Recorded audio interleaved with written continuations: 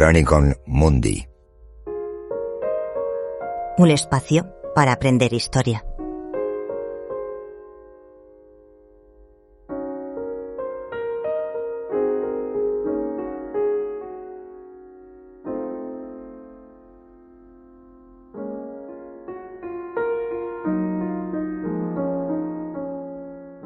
Bienvenida, bienvenido a este segundo análisis dedicado a San Juan de la Cruz. Hoy nos metemos de lleno en el suceso más dramático de su vida.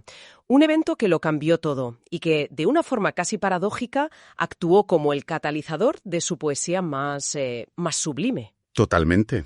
Es que para entender de verdad el cántico espiritual o la noche oscura, hay que entender la celda de Toledo. No se pueden separar. Hoy nos situamos en el corazón de un auténtico cisma dentro de la Orden del Carmen, la guerra abierta entre los carmelitas calzados, la rama tradicional, digamos. Exacto, la que representaba la tradición, el poder establecido, y los descalzos, que era el movimiento de reforma que impulsaban Santa Teresa de Jesús y el propio Juan de la Cruz. O sea que no hablamos de una simple disputa teológica, esto era una lucha de poder en toda regla. En toda regla. Y el objetivo de hoy es precisamente explorar cómo su secuestro y su encarcelamiento, que estaban pensados para anularle, para silenciarle, Que era la intención, claro. consiguieron justo lo contrario, encendieron la llama de su genio poético. Vamos a ver cómo la adversidad más extrema se puede transformar en la creación más luminosa. Para entender cómo se llega a un secuestro entre frailes de la misma orden tenemos que ir al origen. Sí. Y todo parece estallar con una decisión de Teresa de Jesús, que en ese momento era priora del convento de la Encarnación en Ávila. Un monasterio de monjas calzadas, ojo. Efectivamente. Y ella, en un movimiento audaz y, visto en perspectiva, bastante provocador, nombra a Juan de la Cruz confesor de las monjas. Vaya. Hay que imaginarse la escena. Un convento enorme con más de 100 monjas de la rama tradicional. Y de repente llegan dos frailes de la nueva reforma descalza a ser sus guías espirituales. Fue una bomba. Claro, es como meter al enemigo en casa, desde el punto de vista de los calzados. Exacto. Y el efecto fue inmediato y arrollador. La presencia de Juan y de su compañero transformó el convento. Las fuentes de la época dicen que las monjas se entregaron a una vida de oración mucho más profunda, más auténtica. Y eso no gustaría nada. Nada. La influencia de Juan fue tan grande que se acuñó una frase que corría por toda Ávila y que da una idea del recelo que provocó. ¿Cuál? Se decía, ya no es la encarnación la que solía, beben el agua viva del espíritu de Fray Juan de la Cruz. Beben el agua viva, es una frase potentísima. Y me imagino que para el sector tradicional eso sonaba a amenaza directa, a pérdida de control. Era una amenaza existencial para ellos. Y no solo por su influencia espiritual, ¿eh? Para entender la virulencia del conflicto, hay que pensar en el ambiente de la época. Claro. Estamos en plena contrarreforma, con la Inquisición vigilando muy de cerca cualquier desviación, cualquier experiencia mística que sonara a alumbradismo. Los místicos eran sospechosos. Por definición. Para el sector conservador de los calzados, esta nueva espiritualidad de los descalzos era peligrosa, casi herética, y además les quitaba poder e influencia. Entendido. O sea que la tensión era máxima y solo faltaba una excusa para que todo explotara. Y la encontraron. Se inventaron un falso testimonio acusando a uno de los frailes descalzos de haber sobornado a las monjas. ¿Sobornado? Sí, con dulces y dinero para que votaran por Teresa en las elecciones a priora. Era una calumnia burda, pero fue el pretexto perfecto que necesitaban para actuar. Sacado de una película de intriga. Un grupo de carmelitas calzados, acompañados por la justicia seglar. ¿Ah, que no iban solos? No, con apoyo oficial. Irrumpen en la pequeña casa de los descalzos en Ávila. Van a por Juan de la Cruz y su compañero. Lo secuestran, literalmente. ¡Qué fuerte! Se lo llevan a la fuerza, de noche, y lo trasladan prisionero al convento del Carmen en Tolero, que era uno de los bastiones de la orden tradicional. Es que es alucinante que esto ocurriera dentro de la misma iglesia. La reacción de Teresa de Jesús debió de ser... terrible. Fue de una desesperación absoluta. Tenemos una carta que escribe de inmediato al rey, a Felipe II, que es un documento estremecedor. ¿Qué le dice? Pues en ella describe a Fray Juan como un santo, y en mi opinión lo es y ha sido toda su vida. Y llega a decir, con una angustia que se palpa al leerla, que preferiría verlo entre moros, porque quizá tuvieran más piedad. Madre mía. Temía de verdad que lo mataran, porque sabía que su salud era muy frágil. ¿Y el rey hizo algo? ¿Intervino alguna autoridad? Nada. silencio absoluto. Ni el rey movió un dedo, ni tampoco el nuncio papal, que de hecho despreciaba a Teresa. Ah, ¿sí? Sí, se refería a ella como una fémina inquieta y andariega. Vaya tela. O sea que estaban completamente solos. Solos. Y para colmo, para desorientar a Fray Juan durante el viaje de Ávila a Toledo, que no es tan largo, dieron un montón de rodeos. Para que no supiera dónde estaba. Eso es. Y al llegar a la ciudad, para que no pudiera reconocer el lugar, le vendaron los ojos, antes de meterlo en el convento. Una operación planificada con una crueldad muy calculada. ¿Y lo encierran en Toledo? ¿Cómo era esa prisión? A ver, no era una celda normal, era mucho peor. Un testigo que pudo verla tiempo después la describió como un hueco en una pared, poco más o menos como una sepultura. ¿Como una sepultura? Tal cual. Las medidas son escalofriantes. Apenas 6 pies de ancho por 10 de largo. O sea, menos de 2 metros por 3. ¿Un armario? Un armario. Y no tenía ventana. La única luz, si se le puede llamar así, entraba por una rendija de unos 3 dedos de ancho en la parte más alta del muro que daba a un corredor. Espera, 6 por 10 pies. Eso no es una celda, es una caja. Un ataúd vertical. Pasar ahí dentro casi 9 meses es que es difícil hasta de imaginar. Y casi imposible de sobrevivir. Para poder leer su breviario, la única posesión que tenía que subirse a un pequeño banquillo y pegar la cara a esa rendija para captar el mínimo hilo de luz. ¡Qué horror! Y a eso hay que sumarle que la celda era originalmente una letrina o un retrete del convento, por lo que las condiciones higiénicas y el olor eran insoportables. Es una tortura física y sensorial en toda regla. ¿Y la alimentación, el trato diario? El trato era parte del castigo. Pasó allí casi 9 meses, desde diciembre de 1577 hasta agosto de 1578. 9 meses.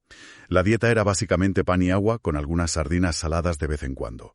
Pero lo peor era el castigo semanal. ¿Había más? Sí. Cada viernes lo sacaban de la celda, lo llevaban al refectorio y mientras toda la comunidad de frailes comía, él tenía que arrodillarse en el centro, con la espalda desnuda, y era azotado por cada uno de ellos. No me lo puedo creer. Una humillación y un dolor físico constantes. Exacto. A ver, esto me parece contraintuitivo. Normalmente, un trauma de este calibre, esta combinación de aislamiento, desnutrición y violencia, silencia a la gente, la rompe. Sí.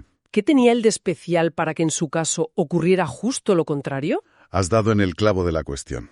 Aquí es donde su experiencia física se fusiona con su teología de una manera única.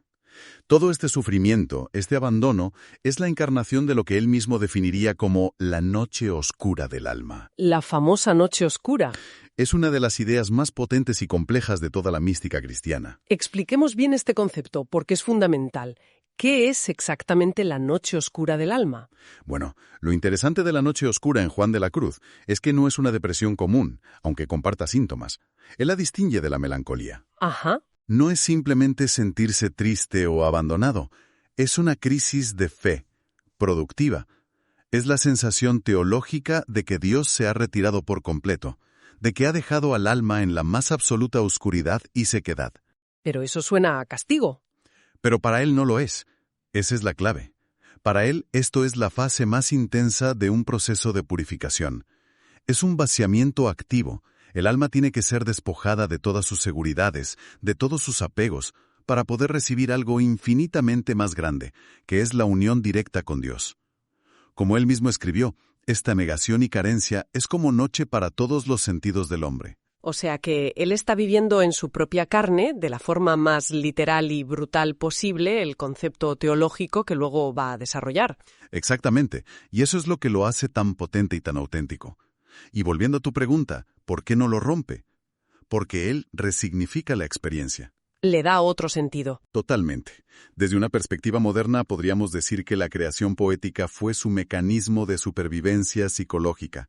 Pero es más que eso. Fue un acto de transmutación. En esa celda, sin papel ni pluma al principio, él no se limita a soportar la oscuridad, la convierte en materia prima para su arte. Es fascinante.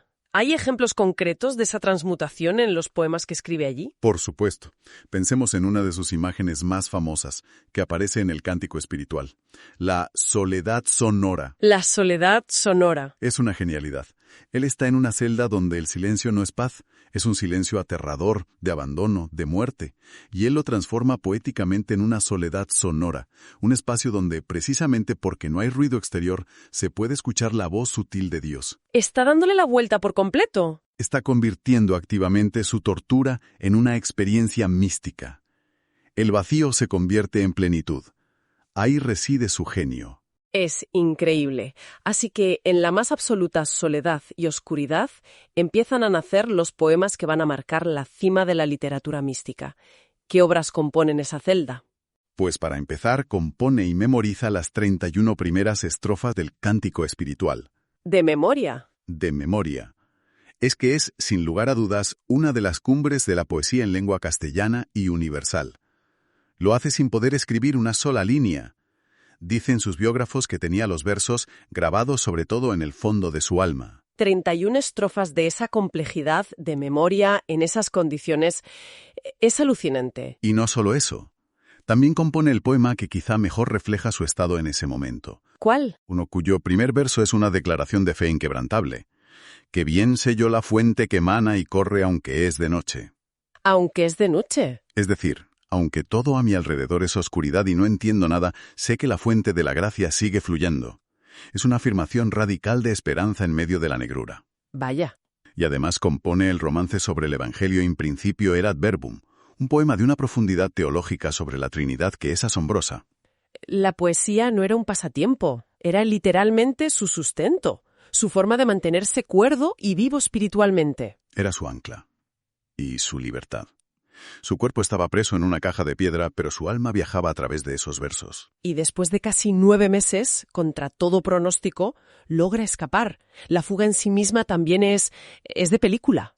Totalmente. A mediados de agosto de 1578, la situación era insostenible. Él mismo contó después que o escapaba o moría allí dentro. Claro. Y aquí aparece un personaje secundario clave, un nuevo carcelero, un fraile joven que se compadece de él y le proporciona en secreto unas tenazas y algo más de comida. Para que recuperara fuerzas. Exacto. Imaginemos la escena. Es de noche. Lleva 9 meses sin apenas moverse. Está debilitado, enfermo. Y tiene que deshacer los cerrojos de la puerta de su celda con unas tenazas, sabiendo que si le descubren, el castigo será terrible. El riesgo era altísimo. El nivel de tensión es máximo. Una noche logra soltar los goznes de la cerradura. Sale de su celda y tiene que atravesar una sala contigua donde, según algunas fuentes, había gente durmiendo. Madre mía. Pasa de puntillas, conteniendo la respiración, y llega a una ventana que da al muro del convento, sobre el río Tajo. Y aquí viene lo más increíble. ¿Qué hace? Se descuelga por el muro usando una cuerda improvisada que había tejido con jirones de sus propias mantas.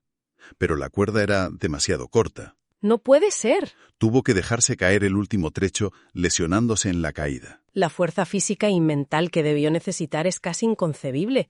Y una vez fuera, herido y demacrado, ¿a dónde va? Su primer instinto no es buscar un escondite seguro. Y eso es muy revelador. No.